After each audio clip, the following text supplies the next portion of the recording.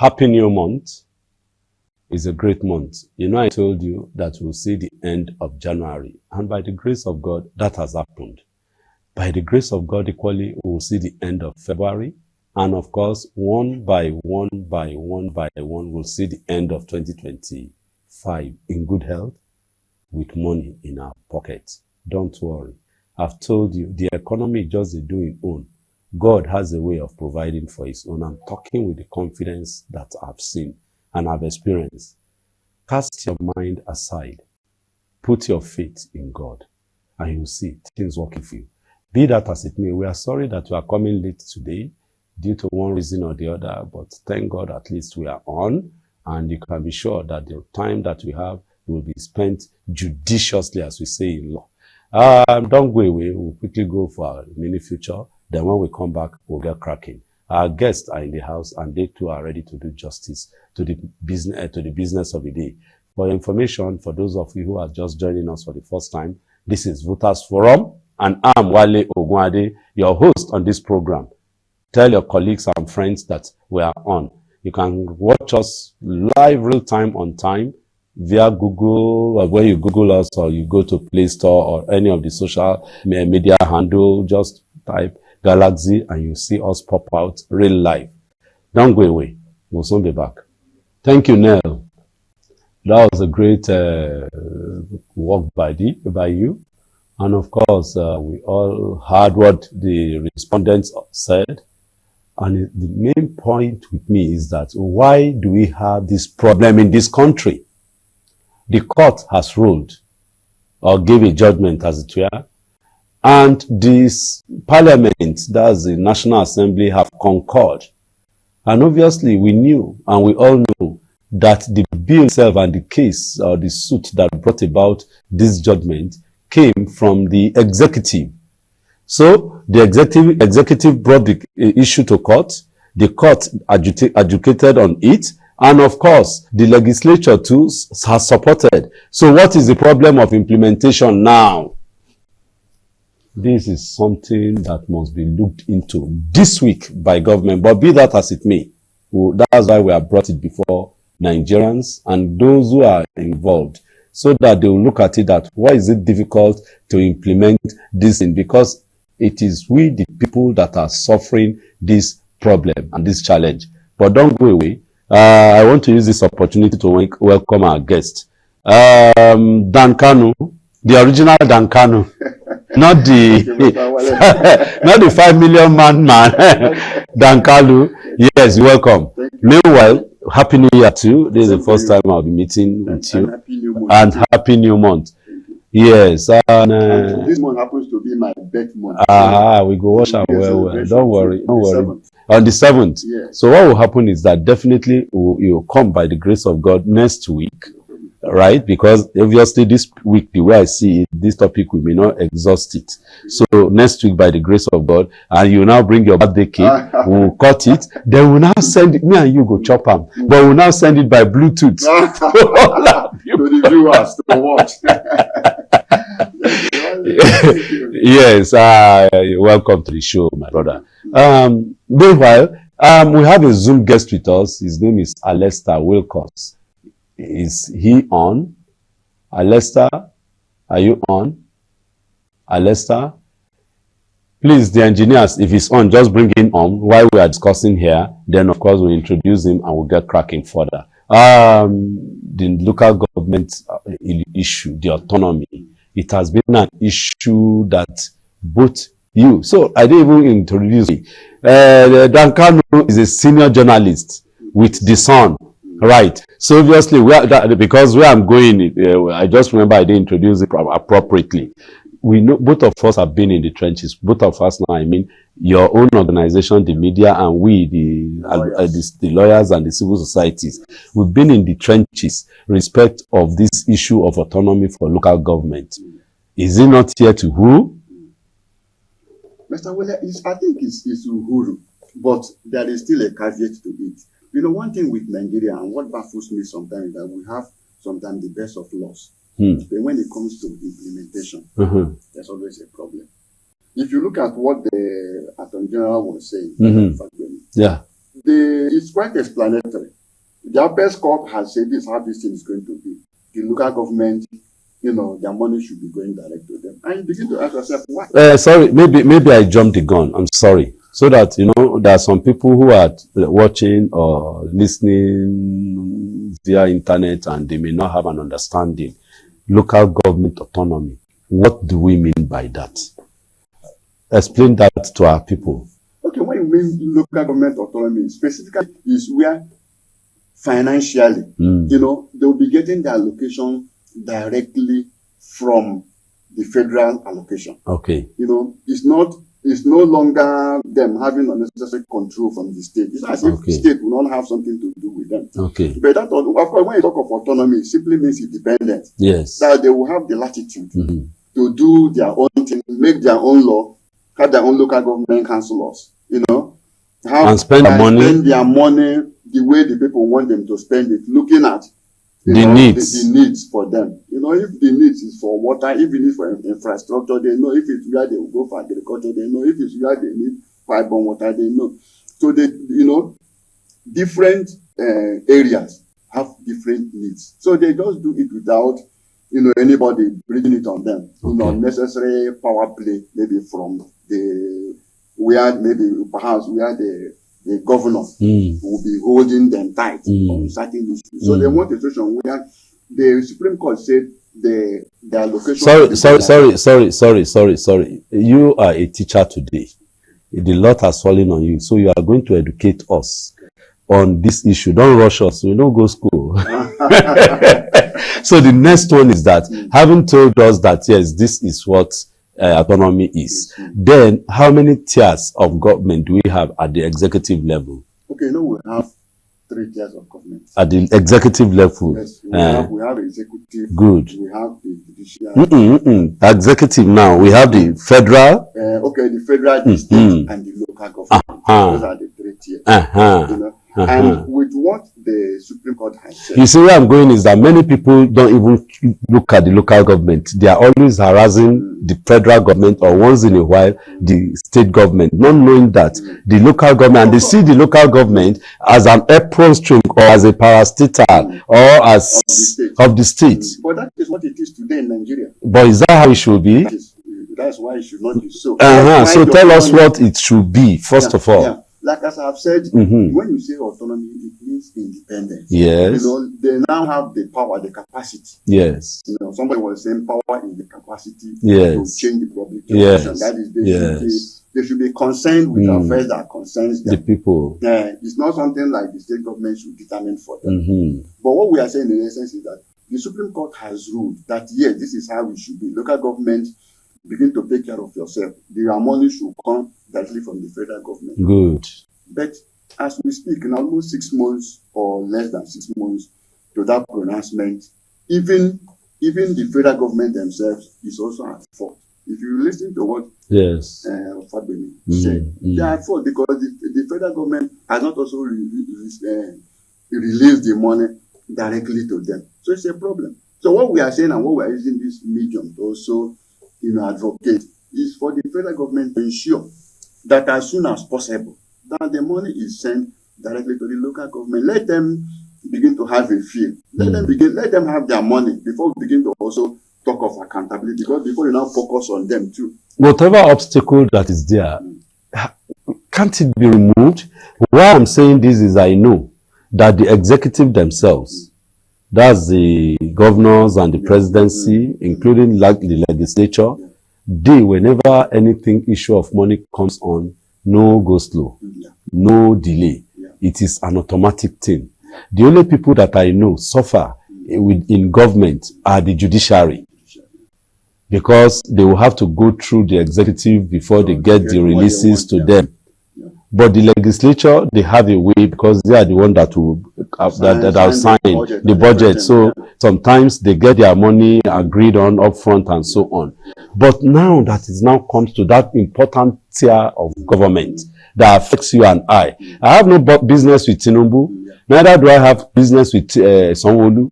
My business is my local government chairman, because he is the one that is responsible. So why is it now that they are having difficulty in giving him his money, despite the fact that the court has ruled? And I appreciate one of the lawyers there is my friend, who now was talking about the contempt in it. Or we will leave that one. That's a legal issue. So why is it difficult for the government now to just immediately? Because to me, it should have been in the pipeline that we are going with this bill to the we are going to with this case to court. To the court, if it answers us, we will quickly start work. And indeed, the court answered their prayers. So what is stopping the work from coming up? You know, Mr. Wale, in Nigeria, there's always these bottlenecks. And these bottlenecks are man-made. No, don't let us fight today. Okay. The bottleneck is not with them. The executive has no bottleneck in getting their money. The legislatures have no bottleneck in getting their money. Why is it bottleneck with people, with we? Why is it so? That's why I'm saying it's a bottleneck, because there is no, that's what we said before, that there is no reason. The executive, the federal government has no reason, as you and I know, not to have sent the money. But like as I said, what I said by human bottleneck, that money too is in an account. And somebody is also benefiting from it, like it or not. And you know the money is not a small money. It's the money that runs in billions. By the time it says in account for 1 day, for 2 days, for 1 week, for 1 month, you know the interest that is coming out there. So you and I, we should also know most of these delay tactics is not for nothing. Because if not that somebody is benefiting from it, why should there be a delay? That's the way I see it. Well, I guess those institutions and authorities that are involved, please, I'm sure we all know God here. This is not sermonizing. People are suffering. People are hungry. This money will go a long way in reducing the pains of the people. Nobody is saying you put money in the hands of in their pockets. All we are saying here is that money, let it quickly come out to the hands of the local government chairman so that they will use it. The other day, I was in one backside local government of, what was this local government in Ogun State? I'll remember now. I'll remember the name. I don't want to mix it up. The roads are bad. There is no water. And I'm sure pipe bore or borehole can be sunk in those places if the local government chairman has access to those funds. And of course, the roads can be improved on. And what I know is that those who come and sink the borehole will be paid. And it will have some multiplier effect on their family. Those who come and construct the road, that one is even big, because the contractors will come, would move their machinery, those who supply them sand, gravel, cement, iron rods, and all, granite. So that's where we are going. So it will now defreeze the economy.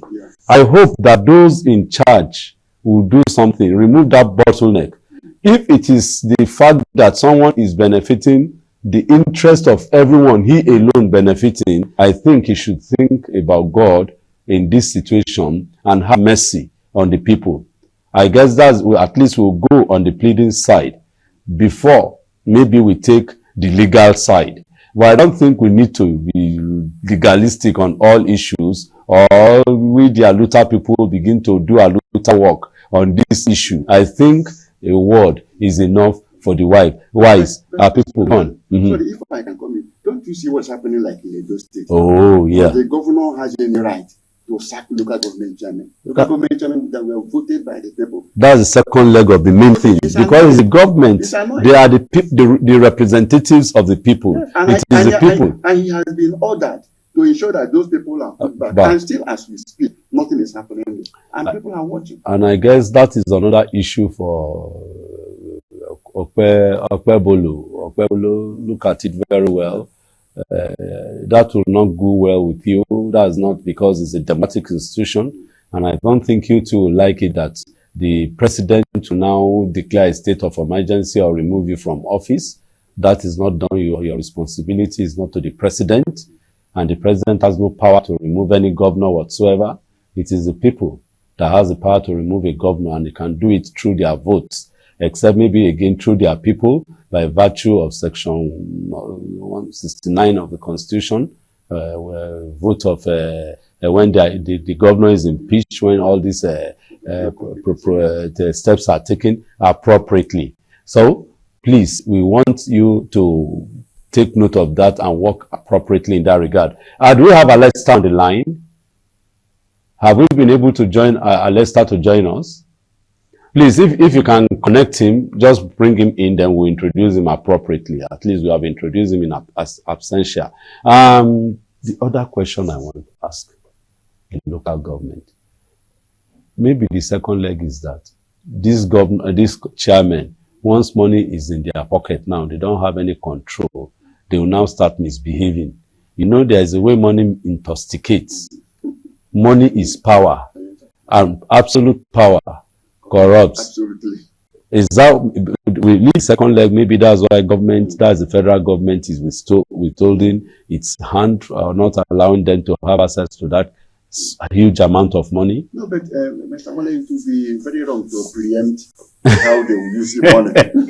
You know, it would be wrong for you to preempt how they will use it. We have not given them the money. Okay. So you cannot just make such conclusion. Okay. That, there are most of those local government chairmen that you see, most of them have also touched money.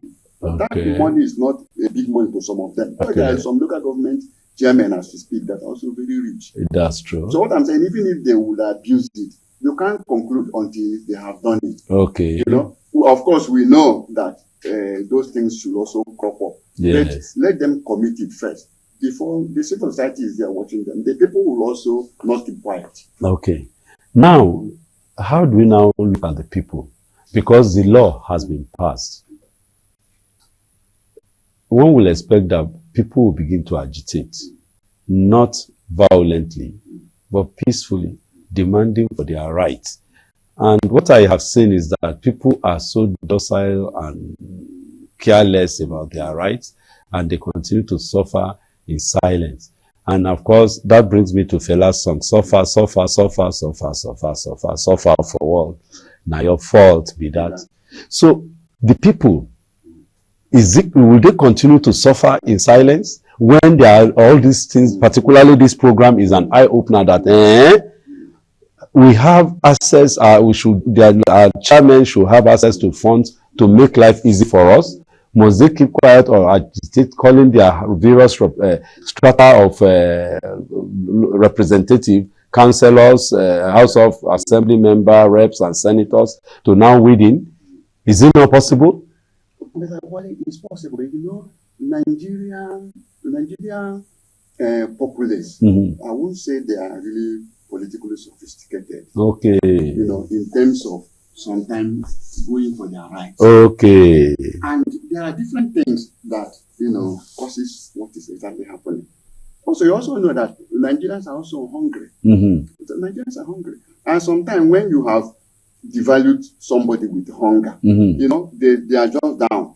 But there are some countries where when they are in this situation, that is when they will even react, you know, to agitate for their right.